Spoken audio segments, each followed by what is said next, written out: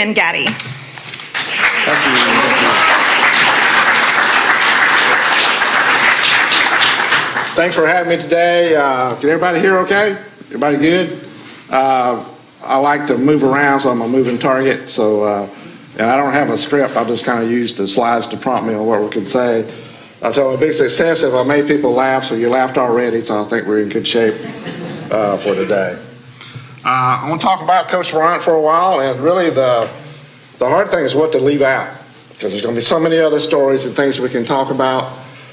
So just a little overview today, kind of get us thinking about it.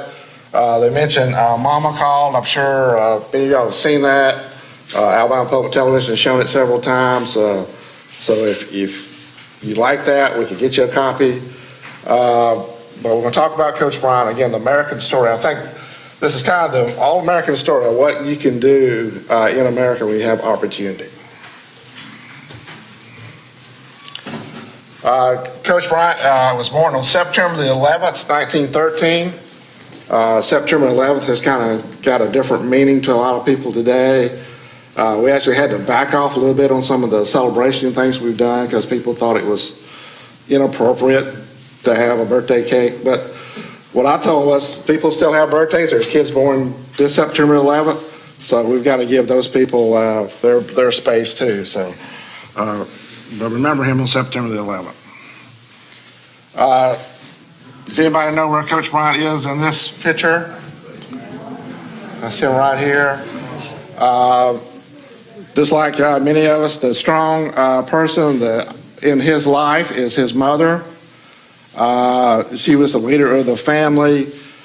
His father was kind of a semi-invalid, couldn't work.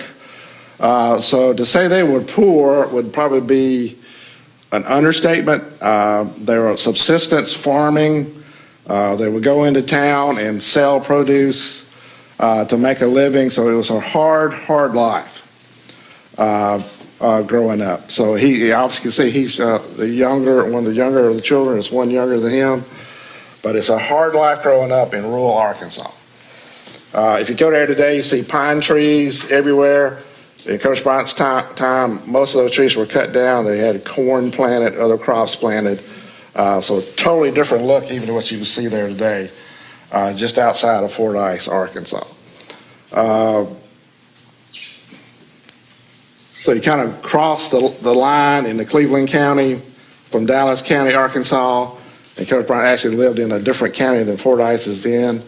But Fordyce was the big town, if you will, when they went in. So it's like going to Gordo or something like that. So. Till you laughed twice already. So. When he was 14, he wrestled a bear. Everybody kind of heard that story. And the root of the story is, of course, he was trying to impress a girl. They had a carnival in town, and they had a bear that if you could wrestle the bear for a minute, you got $1. Of course, nobody could do that. But Coach Bryant volunteered to do it, got up on the stage, and as they were wrestling, he was doing pretty good. Well, the muzzle came off the bear, bit him on the neck, so there's blood flowing down. Everybody panics, runs out of the auditorium, which was not much bigger than this, really. Coach Bryant jumps off the stage. They set to the third or fourth row, back into the crowd. Everybody runs out, and he said he wrestled the bear but never got the $1. But what a great nickname. And I was in Fordyce when they were having the festival, and guess what they were doing? They were wrestling bears. So in 1931, he gets a chance to go to the University of Alabama. Again, this is that American story. Growing up on this farm, think that's going to be your life, you're going to be a farmer, but he used football as an opportunity to go to college. And so that's what I try to tell my son and all the kids that work for us. What do you do with that opportunity? If the door opens, do you walk through? Do you kick that door open further, run through? So he takes that opportunity to go to college. He wasn't really the player that they were recruiting. Don Hudson was the star player in Arkansas. And as Coach Bryant said, Don Hudson was right in the front seat. He rode in the back seat from Arkansas to Tuscaloosa. But as a big man on campus, it didn't take him long because this is what he looked like, ladies. So you can see he was very popular on campus. He had to adjust to the life. He didn't have enough high school credits. He actually had to go to Tuscaloosa High School to finish, to be eligible to play football. So again, that's one of those hardship things. What do you do when you have those things thrown in your way? He has to embarrass himself to go to the high school, take those classes, 2 classes while he's in college to make up those credits that he didn't have. Coming from a small school to be eligible for college.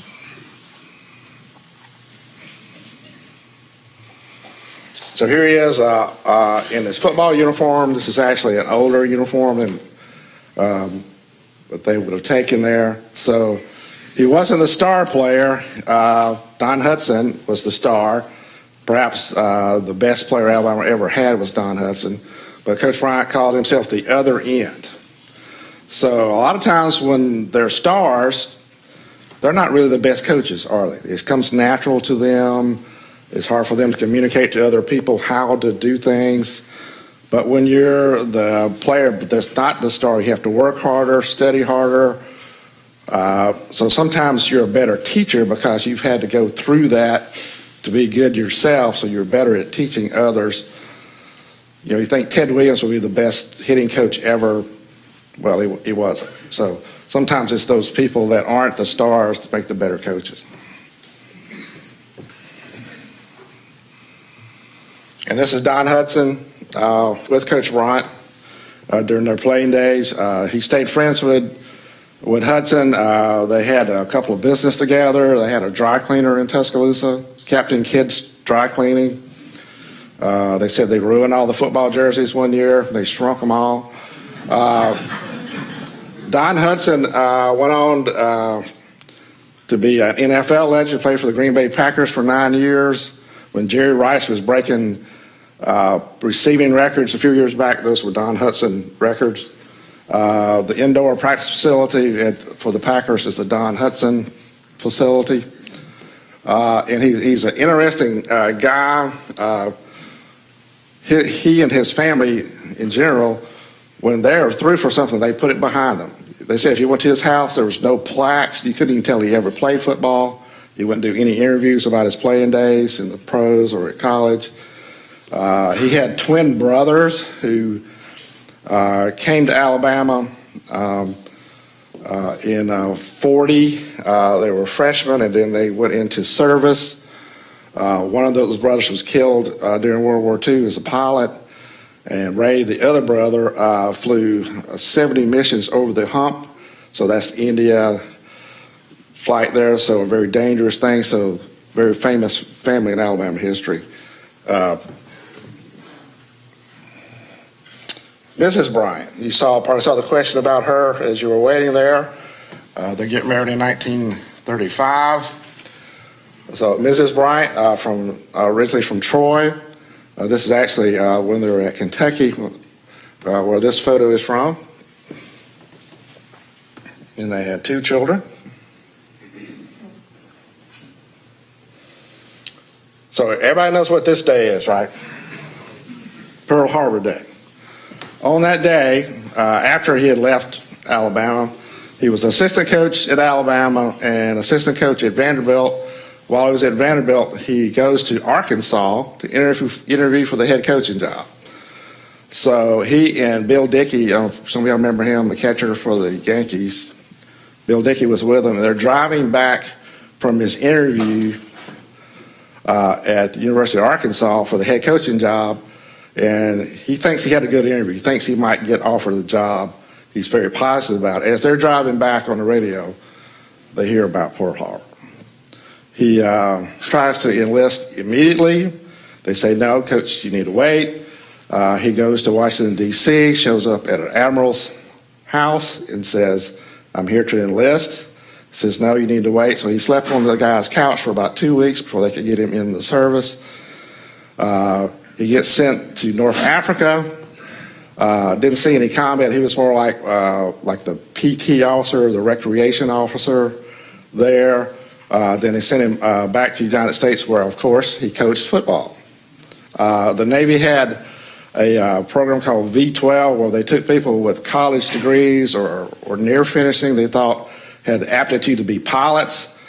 So they sent them to different universities and had pilot training programs, but part of that was they would go to class, they would fly, and they had engineering classes and things like that, but they also had physical training, and Coach Bryant and many other football coaches, most of the assistant coaches at Alabama were out doing that. Coach Bryant was at the University of Georgia where they had a pre-flight program, and also at North Carolina. So he's at, when the war ended, he said, okay, I'm going to take some of those guys and I'm going to coach. So he takes about half that pre-flight team to Maryland with him as he leaves there.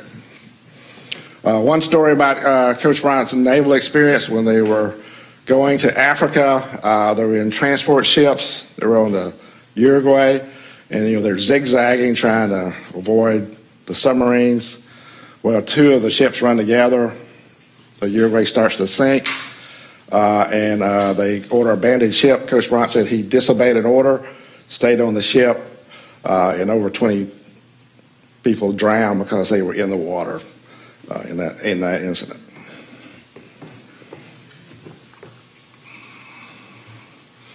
Here's Coach Bryant in his Navy uniform.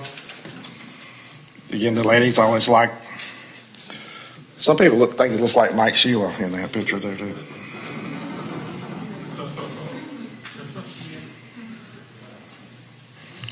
So in 1945, he gets his first head coaching job at the University of Maryland.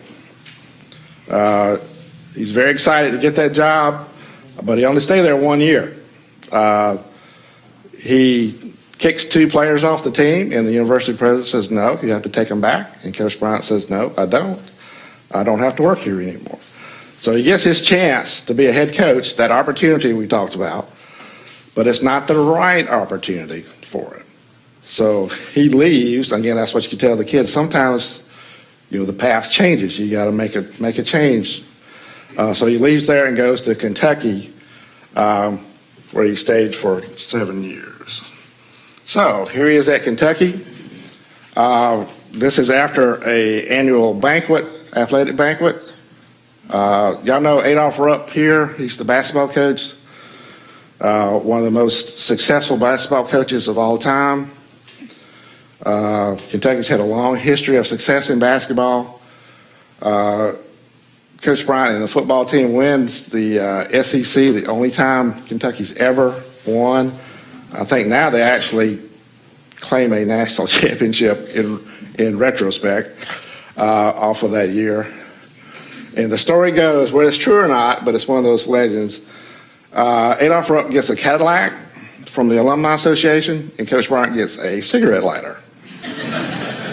And he decides football is not very important at Kentucky. I've got to do something else, which is very upsetting to his family. Mrs. Bryant in particular is fitting very well in the social scene. In the museum, we have her scrapbooks of her invitations to the tea parties and these cotillions and those kind of things. She's very happy there. So he has to go home and say, hey, honey, we're leaving. The kids are happy. We're going to leave the genteel life in Kentucky. Oh, by the way, we're going to go to Texas A&M, which is a place like going to the desert. So here's his coaching staff at A&M. Make sure I'm not going too fast here. So, I think it's interesting. They don't say Texas A&M. They say Texas Aggies. They don't admit they're Texas A&M. Being the head coach at Texas A&M is a really good job. First off, in Texas they have money, lots of money. Not only do they have cattle money, but they have oil money. So Texas A&M to this day is very well endowed with financial support, and it's back then people were giving Coach Bryant oil wells. I mean, literally, here's your oil well, deeding those things over to him. So they start out slowly, but it builds a team at Texas A&M. And what's going on in Alabama at this time is Texas A&M is going up, Alabama is going down. There were some less than stellar seasons, or one season that won no games. So the 50s, I think the mid to late 50s at Alabama were not stellar years. And when Alabama was looking for a coach, who are you going to look for? You're going to look someone who is a young upcoming coach who has success, and maybe even one of your own, somebody who played for you. So we're going to have Scooter Dice, who's here on the end, is going to talk to us a little bit here in this video about that first experience.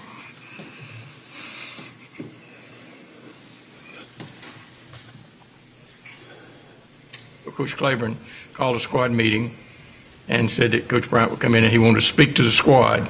And Coach Bryant, he came in, he drew everybody's attention. I'd never seen anything like it. Not a whisper, the talking quit. And I guess I was stupid enough to think, and a lot of the others were too, that he'd come in, and tell us a light joke and break the ice. And well, he came in and he winding that watch and looking at his clock. And 1 o'clock, he closed that door. I advise you, and you can take me at my word, to be in shape when spring practice starts. You've never been through something you're going to go through if you stay here. And if you stay here, you're going to play. If you don't, I don't want you. And he says, I'm going to build a football team.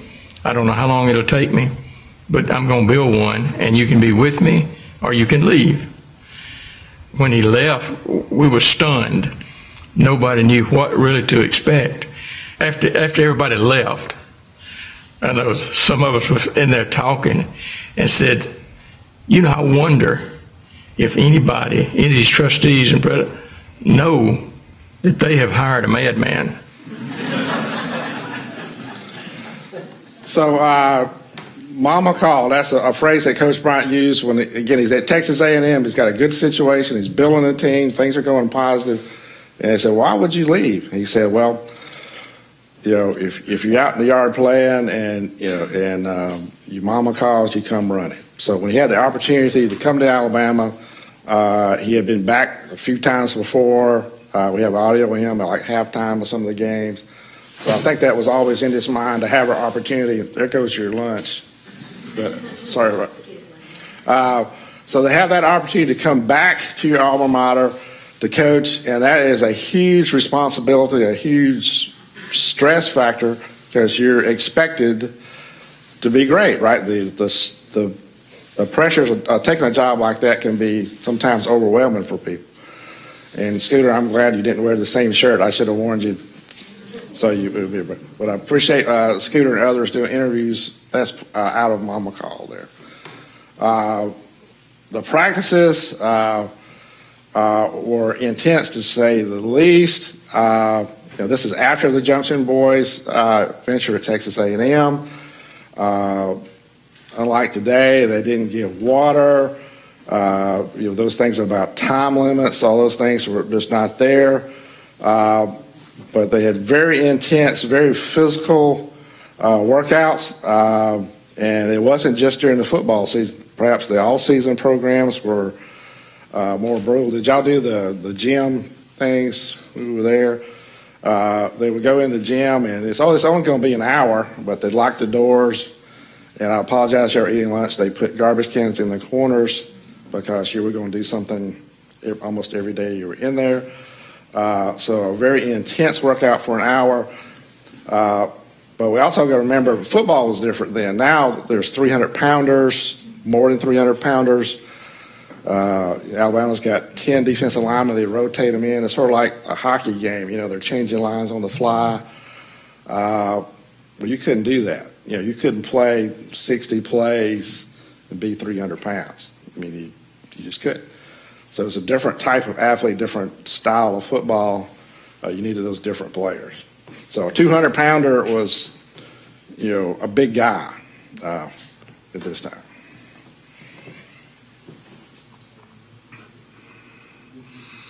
So not only being a hands-on coach, Coach Bryant liked to watch from, if I can get this to go forward.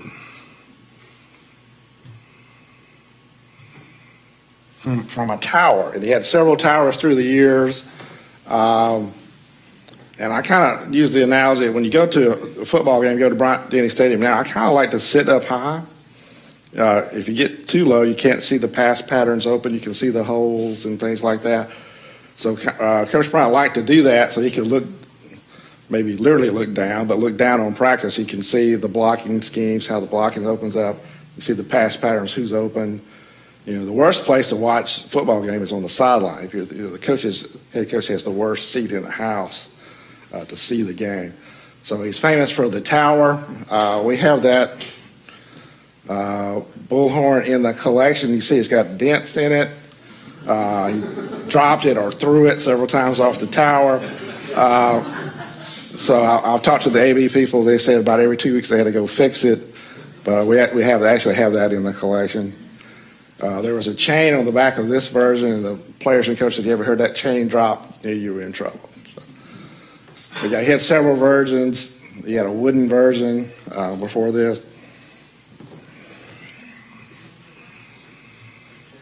So, came in 58.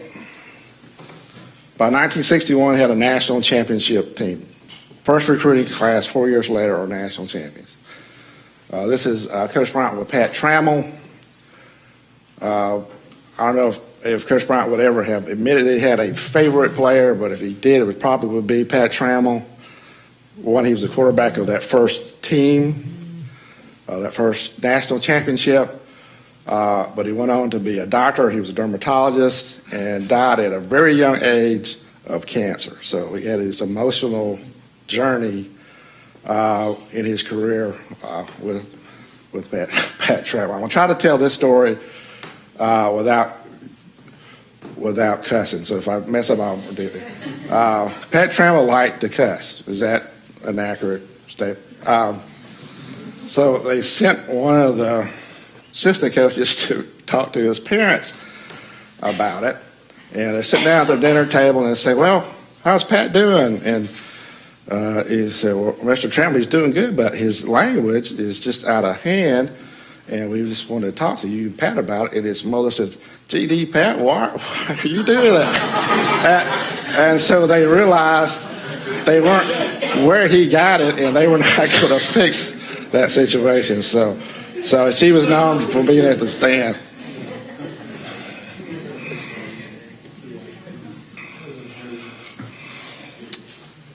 So what you say at home sticks.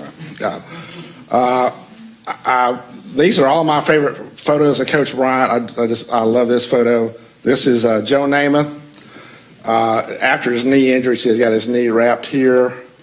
So not only a championship with Trammell and more of a running style, but as you get an athlete like Namath, there's more passing, but he was a great runner, particularly before the knee injuries. Such a great athlete.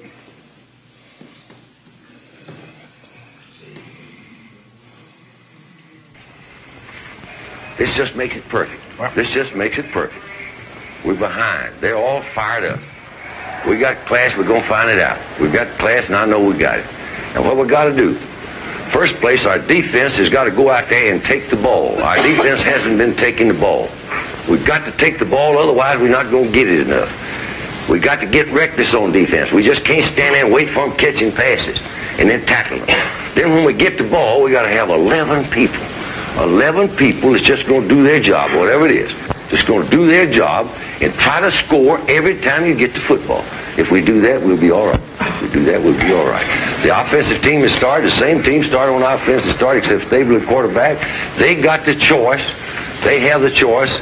I think if we kick off, Peter Jebby kick off, and Samples go down at that right tackle point. Okay, can we get together? All we need is just somebody that wants to do some leadership out there. Now we go. Come on, hit. Everybody's a leader.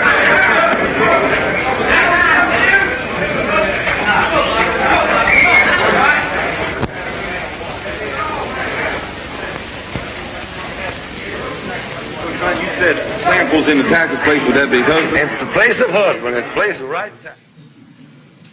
So That's a clip from a ABC special of 1967. It's halftime of the Florida State game. We're actually behind. But I wanted to show that so you can see him in action as a motivational speaker.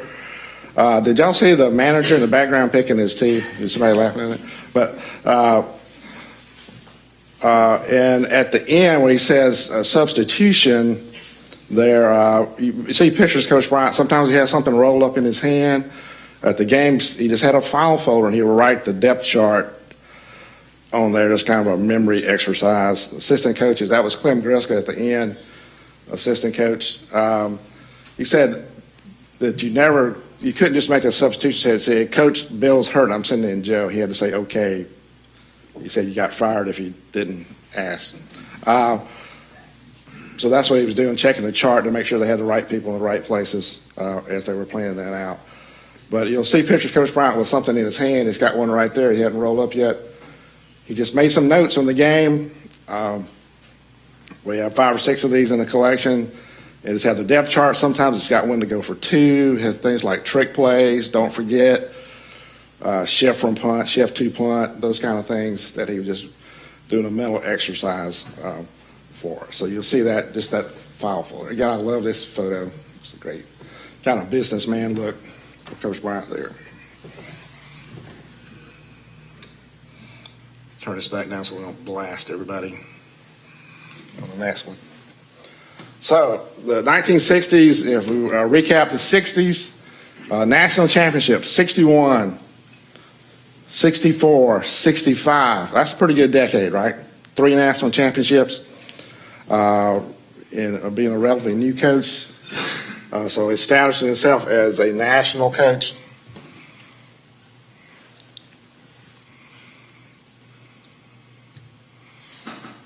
See if it'll move here. Oop. Went too far. You know, it reminds me of a time that we would go on the road. We would go to,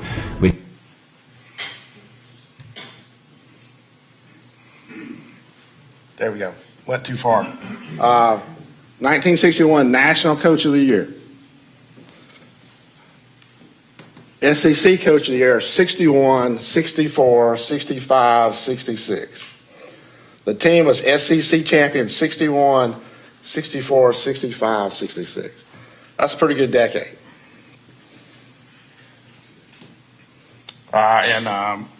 The next clip is that I previewed accidentally there. It'll be Ken Stabler. Again, that's from the Mama Called. So he's going to talk about what it was like to be a quarterback for Coach Bryant in this clip we're going to show here.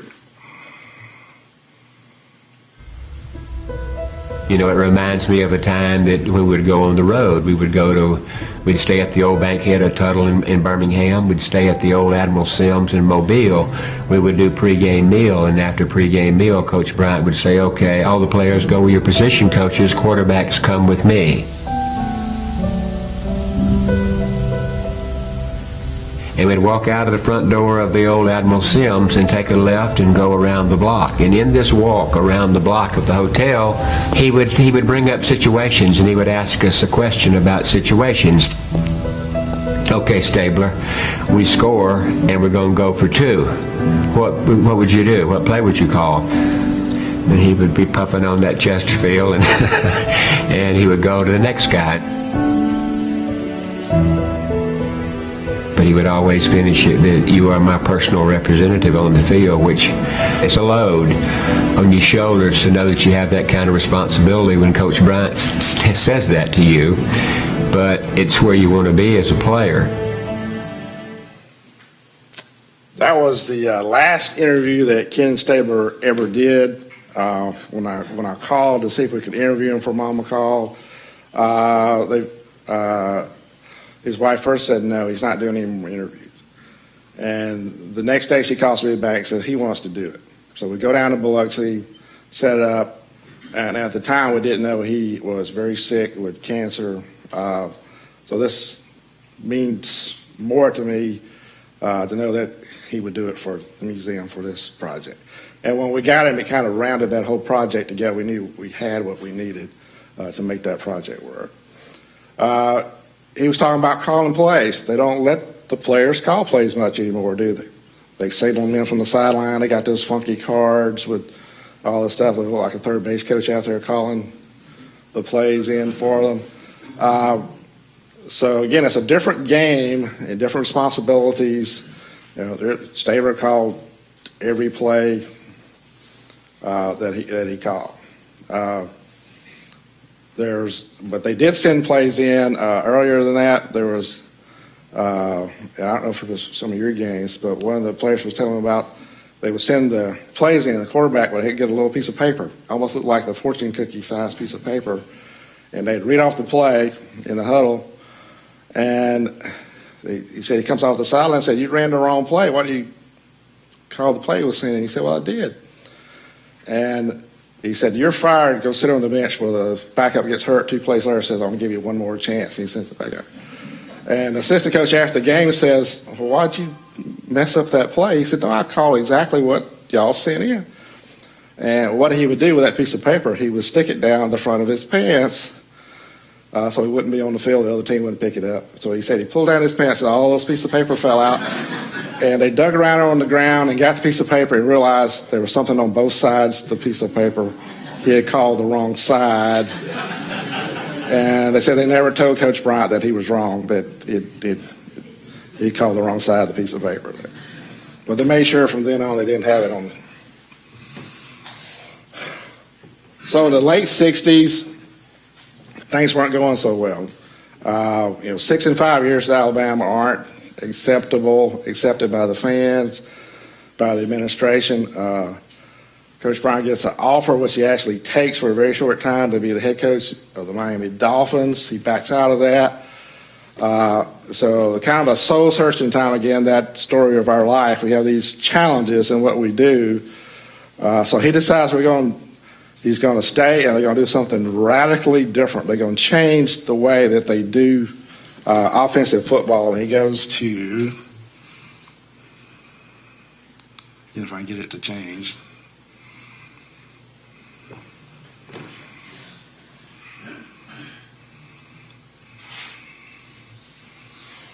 They go to a formation called the wishbone. And it's called the wishbone because it looks like a wishbone. Here's the center, quarterback, fullback, the 2 running backs, so you get this kind of wishbone look. So you go from more of a passing-based offense to a more of a run-based offense. And those y'all are familiar with this is that you really have 2 basic plays. You can either hand the ball to the fullback, or the quarterback can keep it around the end, or he can pitch it to this guy falling behind it, and you can do that to the other side. So really with 2 plays, you get 6 plays. It's a kind of a high-risk but high-reward offense. High schools and things that run it today have an advantage because nobody plays this anymore. But it becomes highly successful in a very short period of time. So he takes that chance that we got to do something different. And again, that's part of life. You got to take risks sometimes. And in this case, it paid off with rewards. Just a favorite photo of mine. This is Johnny Musso with Coach Bryant. Johnny Musso was one of the backs when they went to the wishbone. In 70, they had gotten embarrassed at Legion Field by Southern Cal. So the first game of 71 is a night game on a Friday night in California. And that's the first time that Alabama runs the wishbone. Coach Bryant didn't invent it. He got Darryl Royal from Texas to teach him how to do it, teach the assistant coaches how to do it. So he didn't invent it, but he used it to his advantage. And Johnny Musso, Johnny's not a big guy. I mean, if you saw Johnny today, you're like, he didn't play. So he's but he's a star of the wishbone and star at Alabama.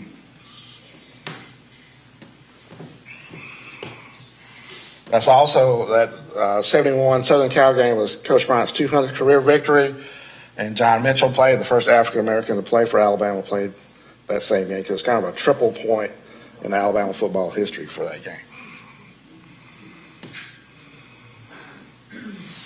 So obviously you don't win just on offense. Alabama, most of their national championships are defensive first type teams. This is one of the most famous plays in college football history, certainly in Alabama football history. Barry Krause stopping Penn State in the Sugar Bowl, the goal line stand, one of the most iconic plays in Alabama football history. Again, history doesn't stand alone. The play before was just as important. The ones after, everybody thinks this is the last play of the game. Actually, there's about 2 minutes left to go in the game. And I know that it happened because 25,000 people had told me I was sitting right there on the goal line, and I know he didn't make it. So it's funny how our memories work like that, but there's a lot of people say they were right there looking at it. So here's Coach Bryant in that kind of iconic pose that he established late, leaning at the goalpost pregame. Here's that file folder we're talking about here in his hand. This is about 79 or 80, and he's kind of reaching the height of his pop cultural identity and awareness, even so much. Hank Williams Jr. is right here. No, that's not really. Somebody who really likes Hank Williams Jr. Is right there behind him. So this is at Bryant-Denny Stadium. Coach Bryant was famous for his TV show. He actually had a TV show from the start. Had a weekly radio show during the season. This is at Channel 13. He did it at Channel 6 and Channel 13 through the years. Golden Flake still has this front of the set. We have a replica of it in the museum. That silver tray there is in the museum on display that Golden Flake has loaned to us. And the TV shows were important because if there were 2 games on TV in the 70s, that was a lot. So you had to listen to it on the radio, and then you had to watch Coach Bryant's show on Sunday to see the game. Now you see it live, you got a replay before you go to bed, all the other stuff. So by the time the coach's show comes on, you've seen it, if you wanted to, probably 3 or 4 times. You can go to the internet and watch it over and over. So, but if you wanted to see it, you had to watch the coach's show. So it would be on at 4 o'clock in the afternoon, and the ratings would be much higher for the Coach Bryant show than it would be for the NFL games on the other channels. So that was part of why the stations wanted it. The other ones had to carry the NFL. They get to carry the Coach Bryant show. That's John Forney, who was the sports information director. See the high-tech graphics here?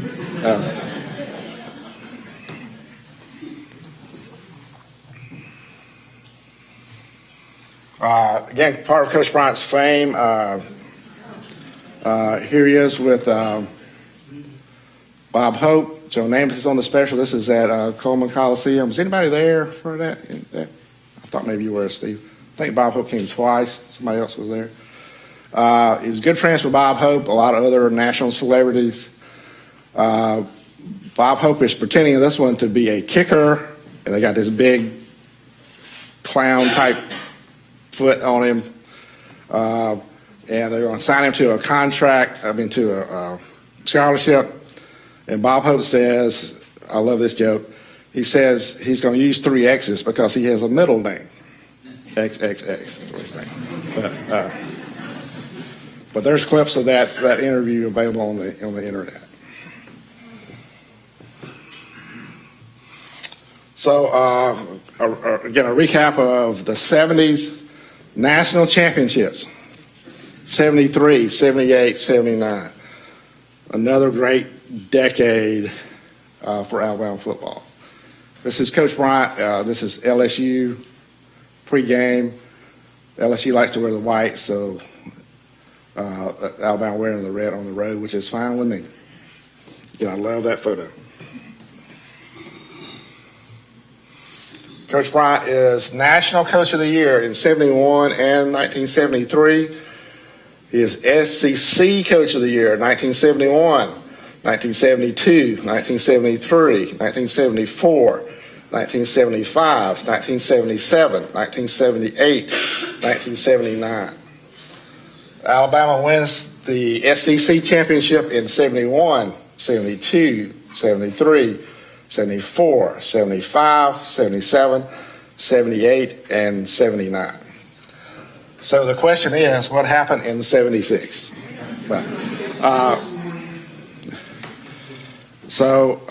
Again, another decade of dominance. If you can have more dominance than the 60s, Alabama is one of the dominant teams in the country, certainly in the Southeast in the 70s.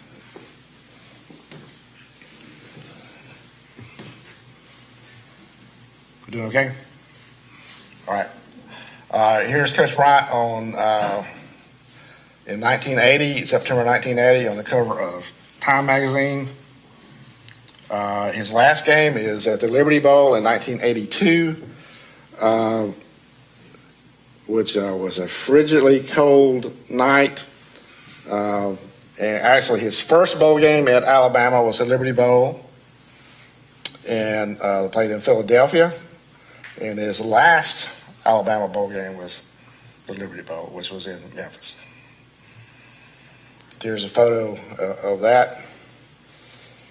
And it always bothers me that the goodbye doesn't have an E on it. But to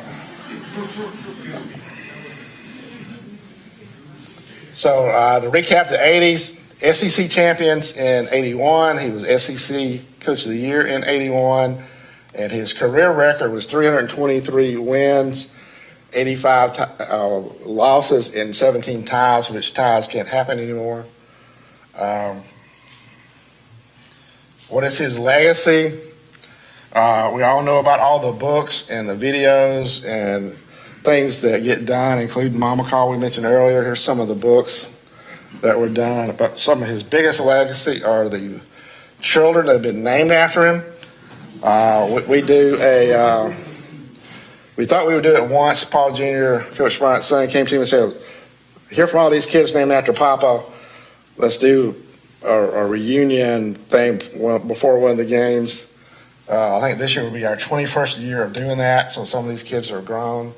So we know of over 500 kids that were named after Coach Bryant that we actually have in our database list.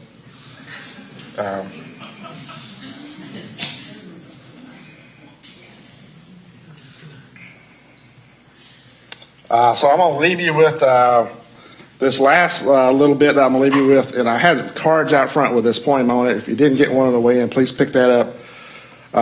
Coach Bryant carried that poem called A New Day in his wallet, so we print it so you can carry it in your wallet. So we asked some former players to read parts of this, and we did a video of them reading that poem to us. We'll end with that.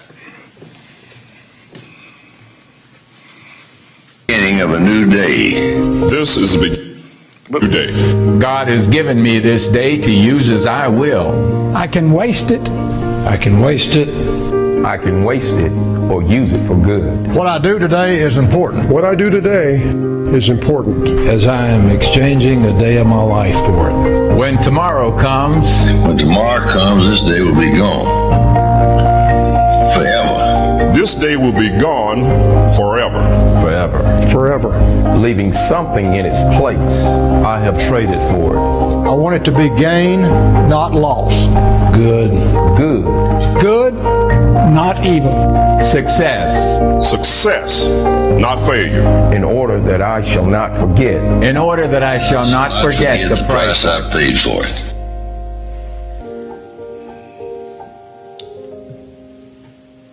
So that All-American story, I think that brings us back full circle on that is, we need to think about things like that every day.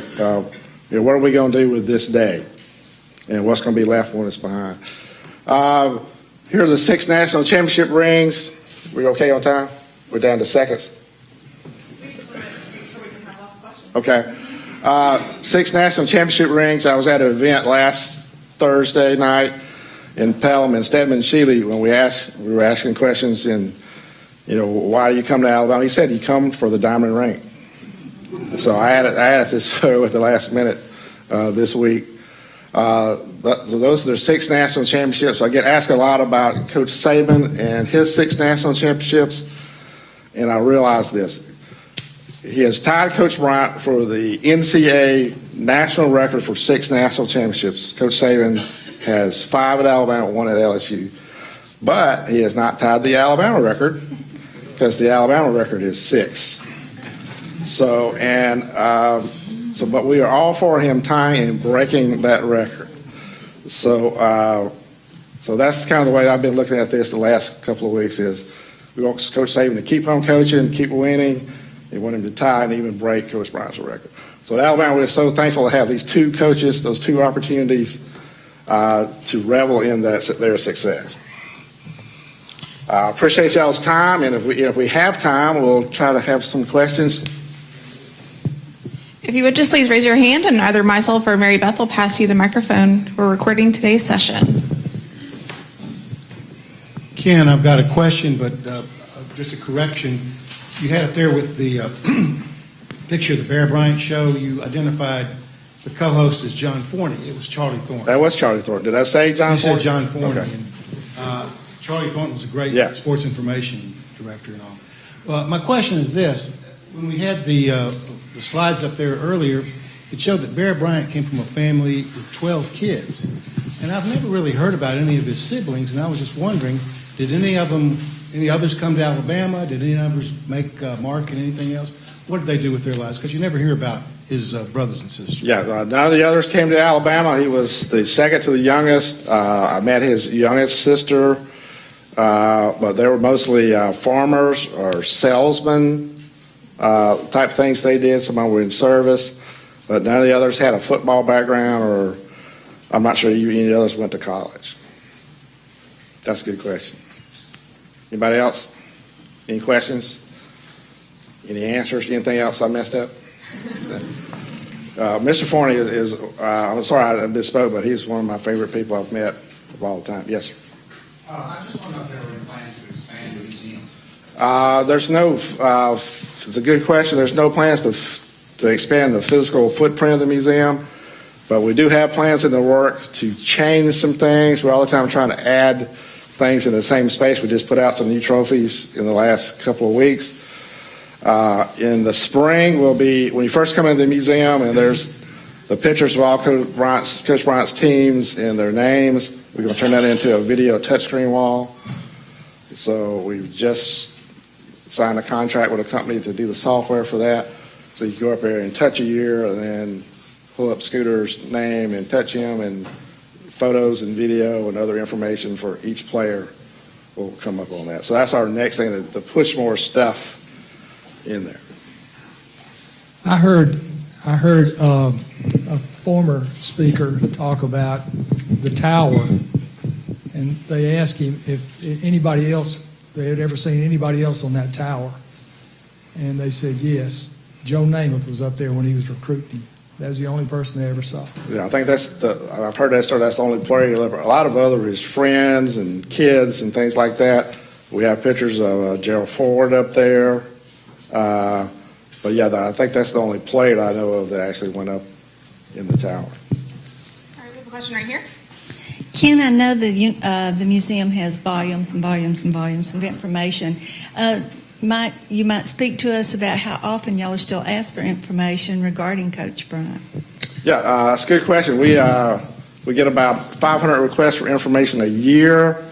A lot of those are for family, a lot of stuff for the media, but we get asked by Coach Bryant just about every day in one form or another. We do a lot of the video stuff. If you see any video that's pre-Saban, our staff has provided that. Any of the historic photos you see on the ESPN or those things, our staff has provided those. There's some great photos that have been added. You saw the Alabama Media Group photos that have been donated here to the archives. Some of the kind of pre-roll pictures you saw there. I'm very excited that those are going to be available soon. Some great photos in there. So some of the projects, for example, ESPN's working on a 150-year of college football project documentary, which will be out in 19. Again, in 19, they're doing a 5-part history of the SEC, so they're asking for video and photos and those kind of things for that. Somebody's doing a Fran Tarkington video. They want some Coach Bryant video to go in that story. So they ask for it in a lot of different ways, and we still accept donations. So there's always one more thing you want to get. And when you think you've heard every question there is, somebody asked a new one. Somebody asked day before yesterday, when did Alabama get a weight room? And I didn't know the answer to that. So we're trying to research that and kind of figure out when that happened. Because, for a long time, weights was the bad thing. You didn't want to do weights. Now they do weights every day. So, yes, sir. I'm just wondering if you can maybe speak about how Coach Bryant approached recruiting, because it's such an important aspect of being a college football coach, and it's not something you really hear about as much as the actual games. Yeah, recruiting is a very different world. The assistant coaches, frankly, did a lot of it. Coach Bryant was kind of the closer. They'd have it all set up, ready to go, and then they either would come to Tuscaloosa or he would go see them.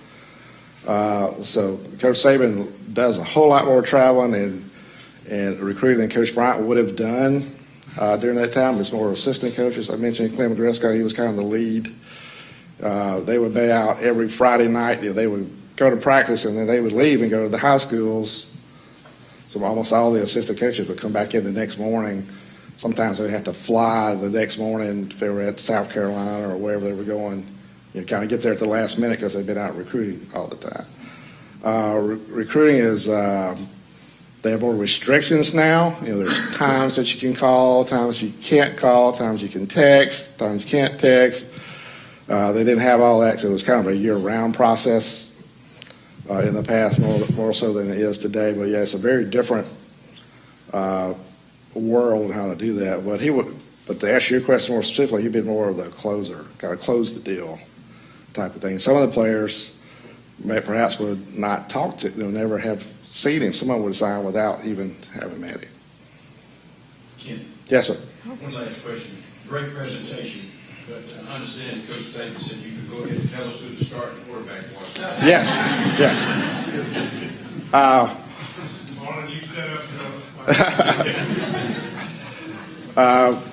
I'll go back to last Thursday night. I was at the Alumni Association for Shelby County.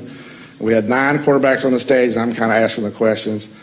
But of the ones that were there that people thought were stars or Alabama legends, probably 4 out of the 5 were third string or walk-on, weren't at the top of the depth chart. So I guess the answer in not answering your question is you never know who's going to step up and take that opportunity. Y'all know who the third string quarterback is? Don't forget about him. And I'll end with this. Y'all know who the most popular person in the state of Alabama is every single year? It's the number 2 quarterback at the University of Alabama.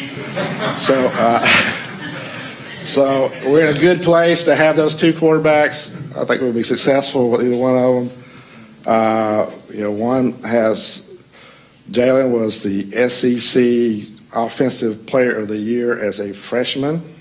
He's lost 2 games in his career. That's hard to beat. But Tua has an electric arm, and he'll try to throw it through that keyhole back there and probably could. So I didn't answer your question because I don't know, and I suspect none of us will know till they go on the field for that first offensive play, and I wouldn't be surprised if both of them line up side to side on the field and you don't know who they're going to snap it to. We have time for one last question. Is there a fee to get in the museum? It's $2 for adults, 1 for children, 1 for senior citizens. Under 6 are free. Active alumni are free. Former players are free. You can tell I've said that before. I had it memorized. But yeah, it's $2. So I say people pay a whole lot more money to go to a bad movie. So yeah, we're open 7 days a week, 9 until 4. Visit our website. We're on Facebook. Facebook's been very good to us. That's a good place. Taylor or Brad find something in the collections. They'll put a photo up of something they find in the collections. So we have new stuff up there all the time. So I appreciate your time. I'll be around, try to answer any questions somebody have. Roll Tide.